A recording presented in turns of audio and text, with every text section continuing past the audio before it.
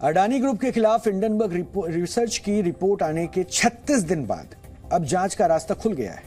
Supreme court ने Adani Hindenburg मामले में 6 सदस्यों की एक एक्सपर्ट कमेटी बना दी और सुप्रीम कोर्ट ने इस कमेटी में जिन सदस्यों को शामिल किया है उनके नाम अपने आप में खास हैं।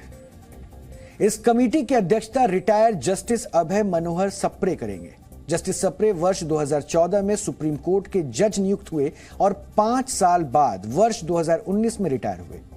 कमेटी में दूसरा नाम है इंफोसिस के पूर्व चेयरमैन नंदन नीलकणी का, और नीलकणी देश में आधार कार्ड, यूपीआई, फास्टैग और जीएसटी जैसी सुविधा देने में अहम भूमिका निभा चुके हैं। कमेटी में तीसरा नाम है केवी कामत का। वो ब्रिक्स देशों के न्यू डेवलपमेंट बैंक के पूर्व प्रमुख हैं। इससे पहले केवी कामत इंफोसिस लिमिटेड के अध्यक्ष भी रह चुके हैं। कमेटी में चौथा नाम है ओपी भट्ट का, जो बैंकिंग सेक्टर का जाना माना नाम है। ओपी भट्ट वर्ष 2006 से 2011 तक भारतीय स्टेट बैंक के चेयरमैन के पद पर रहे। कमेटी में पांचवा नाम है जस्टिस जेपी देवधर का। वो बॉम्बे हाईकोर्ट के पूर्व जज हैं। उन्होंने वर्ष 2013 में हाईकोर्ट से रिटायरमेंट ले लिया था। और कमेटी के छठे सदस्य हैं सीनियर लॉयर सोमशेखर सुंदर सेन। सुंदर सेन सेबी की अधिग्रहण विनियम सलाहकार समिति के सलाहकार रह चुके हैं। सुप्रीम कोर्ट की कमेटी मुख्य तौर पर 2 काम करेगी। पहला काम, हिंडनबर्ग रिपोर्ट जारी होने के बाद अडानी ग्रुप के शेयर्स में आई तेज गिरावट से जुड़े विवादों की जांच। यह कमेटी अडानी हिंडनबर्ग मामले की वजह से बाजार पर असर का पता लगाएगी। और दूसरा काम, शेयर मार्केट का रेगुलेटरी फ्रेमवर्क मजबूत करने के उपाय सुझाएगी। आसान भाषा में अगर इसे हम आपको समझाएं तो शेयर मार्केट में होने वाली ट्रेडिंग की निगरानी और पुख्ता करने का तरीका बताएगी। इस एक्सपर्ट कमेटी का गठन करने के बाद सुप्रीम कोर्ट ने कुछ निर्देश भी जारी किए हैं और एक्सपर्ट कमेटी को अधिकार भी दिए गए हैं। एक्सपर्ट कमेटी को सभी जरूरी जानकारी देने की जिम्मेदारी सेबी के चेयरपर्सन के साथ केंद्र सरकार से जुड़ी सभी एजेंसियों को सहयोग करना होगा। कमेटी को लॉजिस्टिकल सपोर्ट देने के लिए केंद्र सरकार को एक नोडल ऑफिसर नियुक्त करना होगा। एक्सपर्ट कमेटी के सभी खर्चों को केंद्र सरकार वहन करेगी। सुप्रीम कोर्ट ने एक्सपर्ट कमेटी बनाकर अडानी हिंडनबर्ग मामले की जांच का फैसला मुख्य तौर पर उन 4 याचिकाओं के बाद लिया है जिसमें दावा किया गया कि हिंडनबर्ग रिपोर्ट ने देश की छवि को धूमिल किया है और इससे निवेशकों का नुकसान हुआ है। निष्पक्ष जांच के लिए जरूरी था। हम लोगों ने प्रे किया था कि एक इंडिपेंडेंट कमेटी हो, सुप्रीम कोर्ट जज उसको होल्ड करें, पर चूंकि हियरिंग के दौरान ही उन्होंने बोल दिया था कि सुप्रीम कोर्ट नहीं, पर हम उसको सुनेंगे। और उन्होंने एक कॉन्स्टिट्यूट की है इंडिपेंडेंट और इंटीग्रिटी जो मेंबर्स हैं उनकी इंटीग्रिटी बियॉन्ड डाउटफुल है। तो ऐसी कमेटी कॉन्स्टिट्यूट की है और साथ में जो एजेंसियां हैं उनसे कहा है कि वो कमेटी को कोऑपरेट करेंगी। और सेबी के लिए भी कहा है कि जो डॉक्यूमेंटल इंफॉर्मेशन मांगेगी कमेटी वो सब प्रोवाइड करना है और उन सब के बाद में 2 महीने के अंदर रिपोर्ट सबमिट करनी है। कोर्ट ने कहा है कि जो पिछला हमारा आदेश था 10 फरवरी का, उसमें हमारा कंसर्न था कि इन्वेस्टर्स का मनी आगे कैसे सुरक्षित रहे। तो कमेटी उस चीज पे जो सुझाव कोर्ट ने इश्यूज फ्रेम किए उस पर पूरी इंक्वायरी करेगी, साथ ही हिंडनबर्ग रिपोर्ट की भी करेगी। सेबी जो है ऑलरेडी इन्वेस्टिगेट कर रही है, उसके द्वारा कहा गया है, और हमारा मैकेनिज्म मजबूत है तो वो अपने लेवल पर कर रही है, उसमें कोई हस्तक्षेप नहीं है। और सेबी द्वारा वह रिपोर्ट अलग से कोर्ट के सामने पेश की जाएगी। बाकी का जो कमेटी के लिए इश्यूज फ्रेम किए हैं, जो वर्तमान में और भविष्य को देखते हुए वह इश्यूज फ्रेम किए गए, उस पर कमेटी अपनी रिपोर्ट पेश करेगी। सुप्रीम कोर्ट द्वारा एक्सपर्ट कमेटी बनाए जाने का अडानी ग्रुप ने भी स्वागत किया है। इसे लेकर अडानी ग्रुप के चेयरमैन गौतम अडानी ने ट्वीट करके कहा है, अडानी ग्रुप सुप्रीम कोर्ट के आदेश का स्वागत करता है, सच की जीत होगी। अडानी हिंडनबर्ग विवाद की जांच के लिए एक्सपर्ट कमेटी बनाने के साथ ही सुप्रीम कोर्ट ने security exchange board of India यानी कि सेबी को भी निर्देश दिए। सुप्रीम कोर्ट ने सेबी से अडानी ग्रुप के स्टॉक्स की कीमतों में हेरफेर की जांच रिपोर्ट मांगी है। सेबी को 2 महीने के अंदर सुप्रीम कोर्ट को इस जांच की स्टेटस रिपोर्ट देनी होगी।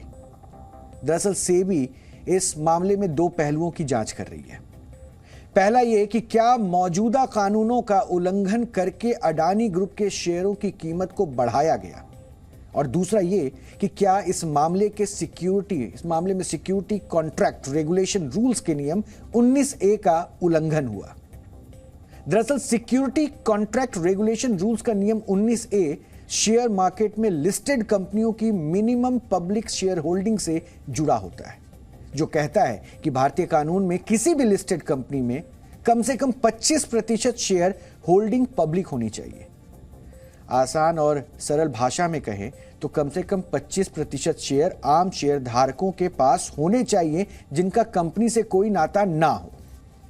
हिंडनबर्ग रिपोर्ट में अडानी ग्रुप पर इस नियम का उल्लंघन करने का भी आरोप लगा है। इसके अलावा हिंडनबर्ग ने अडानी ग्रुप पर जो आरोप लगाए हैं वो आपको एक बार फिर से हम बता देते हैं। आरोप नंबर 1 जो हिंडनबर्ग की तरफ से लगा है वो ये कि अडानी ग्रुप की कंपनियों ने शेयरों की कीमत को मैनिपुलेट किया और अकाउंटिंग फ्रॉड किया है। आरोप नंबर 2, अडानी ग्रुप ने विदेशों में कई कंपनियां बनाकर टैक्स बचाने का काम किया है। आरोप नंबर 3, मॉरिशस और कैरिबियाई द्वीपों जैसे टैक्स हेवन देशों में कई बेनामी कंपनियां हैं जिनकी अडानी ग्रुप की कंपनियों में हिस्सेदारी है। आरोप नंबर 4, अडानी की लिस्टेड कंपनियों पर भारी कर्ज है जिसने पूरे ग्रुप को एक अस्थिर वित्तीय स्थिति में डाल दिया है। आरोप नंबर 5, ऊंचे मूल्यांकन की वजह से कंपनी के शेयरों की कीमत 85% तक ज्यादा बताई जा रही है। हिंडनबर्ग रिपोर्ट जारी होने के बाद से ही अब तक अडानी ग्रुप की कई कंपनियों के शेयर 80% तक गिर चुके हैं। हालांकि धीरे धीरे हिंडनबर्ग रिपोर्ट का असर कम हो रहा है और पिछले 3 दिन में अडानी ग्रुप की कंपनियों के शेयर्स रॉकेट बने हुए हैं। हालांकि हिंडनबर्ग ने अडानी ग्रुप को जो नुकसान पहुंचाया है उससे उबरने में अडानी ग्रुप को काफी लंबा वक्त लगेगा, ऐसा मार्केट के एक्सपर्ट्स मानते हैं। यानी अब 36 दिन के बाद इस पूरे मामले में जांच का रास्ता खुल गया है और इसलिए हम आपको एक बार फिर से उस कमेटी के बारे में बताएंगे जिन्हें सुप्रीम कोर्ट ने गठित किया है। इस कमेटी की अध्यक्षता रिटायर्ड जस्टिस अभय मनोहर सप्रे करेंगे। जस्टिस सप्रे वर्ष 2014 में सुप्रीम कोर्ट के जज नियुक्त हुए और 5 वर्ष बाद वर्ष 2019 में रिटायर हुए। कमेटी में दूसरा नाम है इन्फोसिस के पूर्व चेयरमैन नंदन नीलकेनी का। नीलकेनी देश में आधार कार्ड, यूपीआई, फास्टैग और जीएसटी जैसी सुविधा देने में अहम भूमिका निभा चुके हैं। कोर्ट में जो तीसरा नाम है वो है केवी कामत का। वो ब्रिक्स देशों के न्यू डेवलपमेंट बैंक के पूर्व प्रमुख हैं। इससे पहले केवी कामत इन्फोसिस लिमिटेड के अध्यक्ष भी रह चुके हैं। कमेटी में चौथा नाम है ओपी भट्ट का, जो बैंकिंग सेक्टर का जाना माना नाम है और ओपी भट्ट वर्ष 2006 से 2011 तक भारतीय स्टेट बैंक के चेयरमैन के पद पर रहे। कमेटी में जो 5वां नाम है वो है जस्टिस जेपी देवधर का। वो बॉम्बे हाईकोर्ट के पूर्व जज हैं। उन्होंने वर्ष 2013 में हाईकोर्ट से रिटायरमेंट ले लिया था और कमेटी में 6ठे सदस्य के तौर पर है सीनियर लॉयर सोमशेखर सुंदरसेन। सुंदरसेन सेबी की अधिग्रहण विनियम सलाहकार समिति के सलाहकार रह चुके हैं। तो ये वो नाम है जिनको अब इस रिपोर्ट के ऊपर जांच का जिम्मा दिया गया है।